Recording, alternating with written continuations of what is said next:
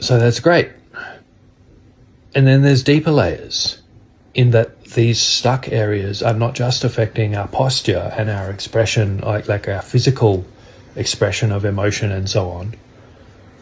These stuck areas are restricting our breathing patterns. So tension on the back means that it's much more difficult. If the back ribs can't expand and the breath can't sink into the back ribs, then we're always breathing in the front. If there's tension in the belly and the abdomen and the breath can't sink and the diaphragm can't sink and the breath can't sink deep in the body, then the breath's always going to be coming up into the upper ribs. And so on. So tension along and any segments of the rib cage, restricting the breath in that area on the front or on the back, tension throughout the abdomen, restricting the breath in those areas, tension through the throat, restricting the breath. And again, the physical location, the physical movements of the breath in the body, as well as the quality of the breath in the body, are all, again, affecting our emotional state.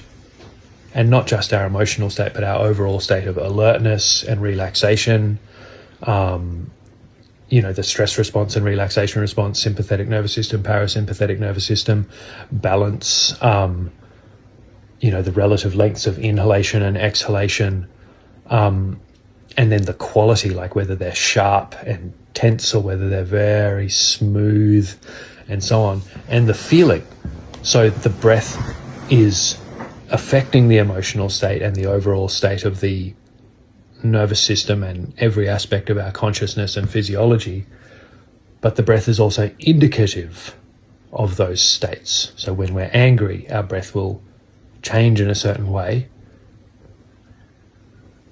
When we're scared, our breath will change in a certain way. When we feel safe, our breath will change in a certain way. And so therefore also, if we change the breath in certain ways, we can help ourselves feel more safe or less safe or more alert or more relaxed and so on. And it turns out this is happening everywhere in the central axis of the body. Changing tension patterns in the skull, changing tension patterns in the throat, changing tension patterns in the upper ribs, middle ribs, lower ribs, on the front, on the back, in the upper abdomen, middle abdomen, lower abdomen, inside the pelvic floor, on the front, on the back. Every segment of the center line has these changing tension patterns which are affecting the breath, being affected by the breath, affecting our emotions, being affected by our emotions. And so if those areas on the central axis are vague and dark and we don't have much clarity of feeling because we rarely put our awareness into the body to notice what's going on there, then all of that stuff will be happening unconsciously, which is the case for most of us most of the time. And then if we learn to feel into those bits and get them moving through our movement practice, like all the stuff that I just talked about a second ago, and then we learn to explore how does it feel, how does the breath feel in that part of the body? Is the breath moving in that part of the body at all?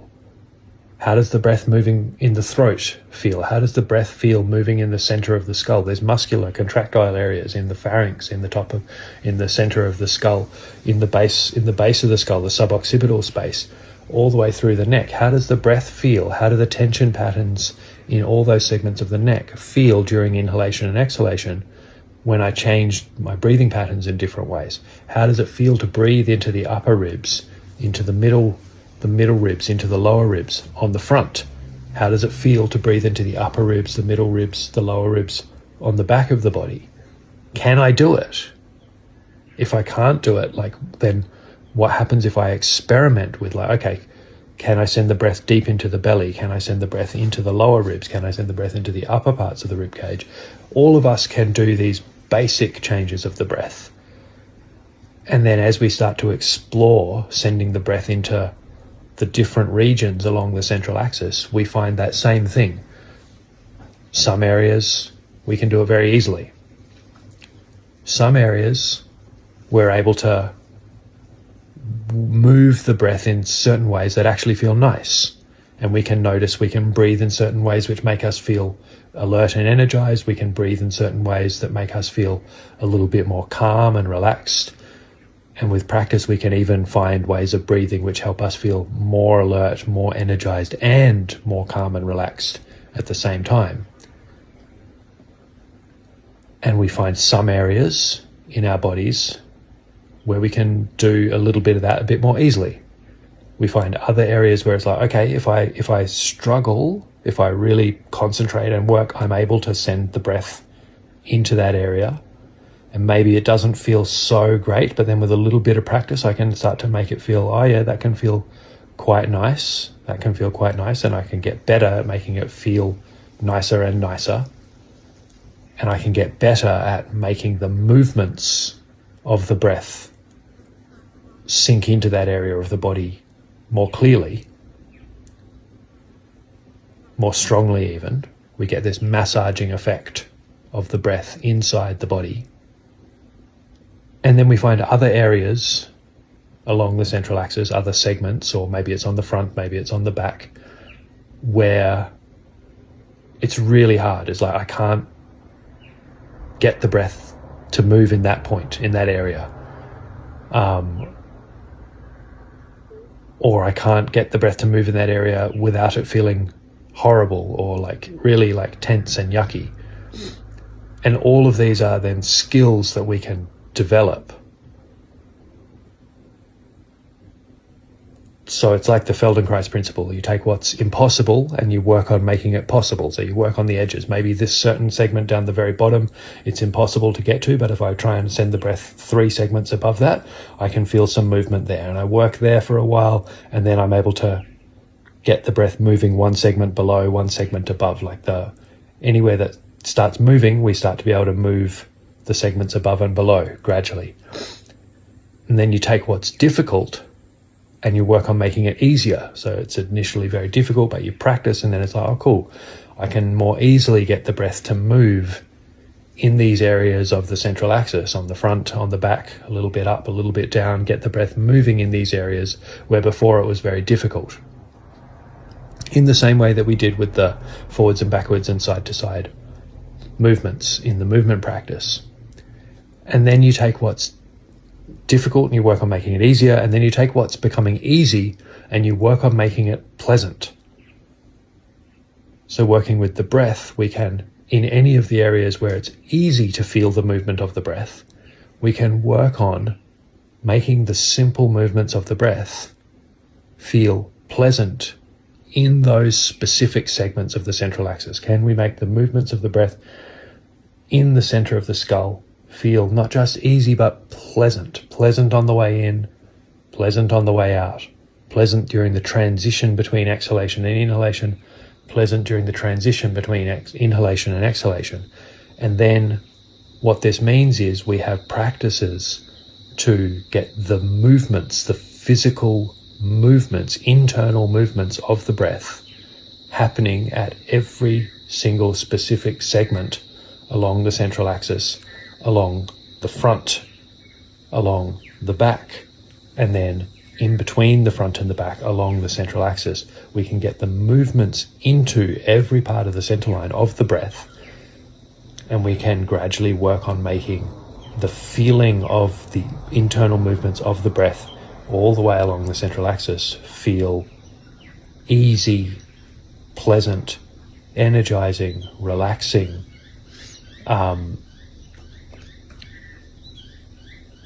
And we can make the center of our body go from this realm which is largely unconscious, largely dark, difficult to feel. When we do feel some of these darker areas, they feel yucky, they feel gross, the breath doesn't want to go there.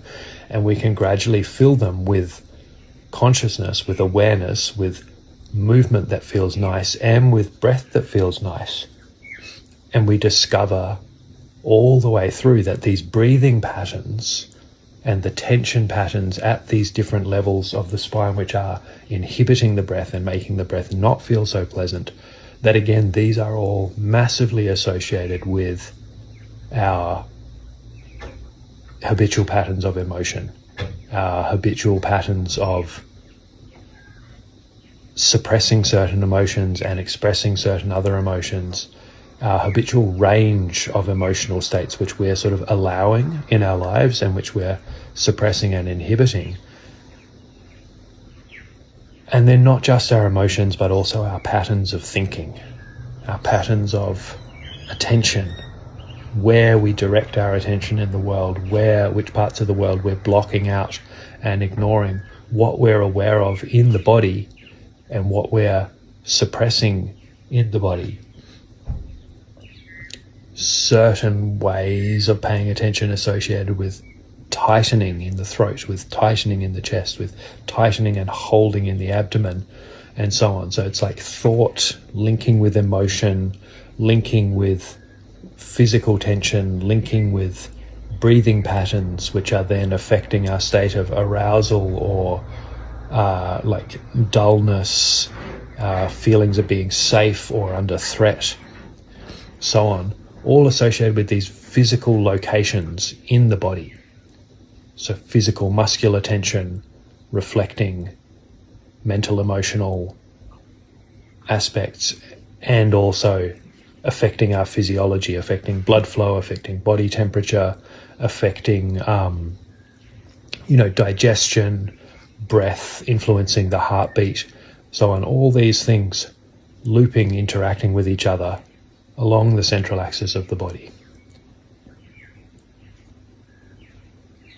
So it leads into the deeper realms of all of these yogic meditative practices, where we find mind and body completely entangled with each other. Mind affecting breath, affecting mind again, affecting posture, affecting physical tension patterns, affecting the heartbeat, affecting the digestion, all bouncing in and out of each other, affecting emotion.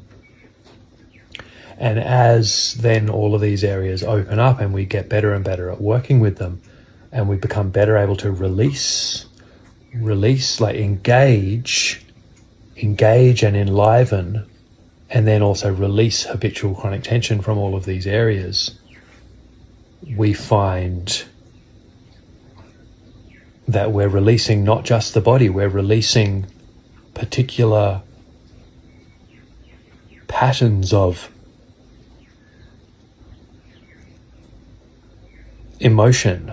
We're engaging and releasing aspects of mind tangled up with body. So we can't release certain physical tensions while maintaining certain mental tensions. We start to discover, this physical tension is a manifestation of this mental tension, or this mental tension is a manifestation of this physical tension. They're one thing, they're entangled. And so the releasing and engaging of the whole central axis becomes this profound activating and releasing of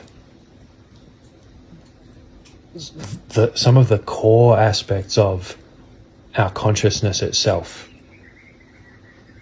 Releasing of thought. We find language, just the use of language, being associated with flickering tension patterns throughout the central axis of the body. We find the maintenance of a sense of character, a sense of personality, this range of tones of voice and postures and movements which is associated with my character that we call Simon, is happening on the central axis of the body. And so to release a certain scale of these tension patterns, we have to release certain aspects of our own character.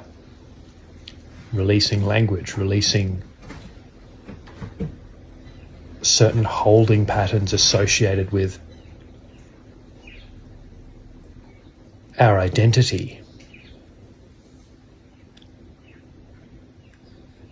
to the point that we start to discover a releasing of the whole central axis of the body, working with this mind-body channel on the central axis. And as all of these areas release more and more and more and more, we start to enter these states which are increasingly difficult to describe, where language subsides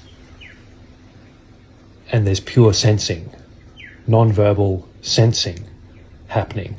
And then some of the held stronger tension patterns associated with character also soften, and the sense of self softens and changes, and we find the body, the center of the body, open and responding, sensing and responding to the world with less of our mind and character and thinking and identity blocking the world out.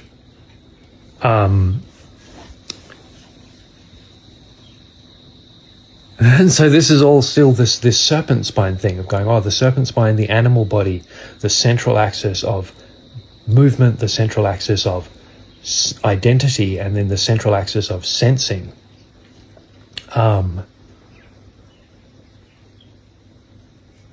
All associated with this physical location, and each little segment, again, it's not 7 chakras or 3 dantians or whatever limited model we happen to be using. It's like every little segment has its own particular relevance. The lower parts of the throat are different to the upper parts of the throat, are different to the parts at the back of the nasal passages, and so on.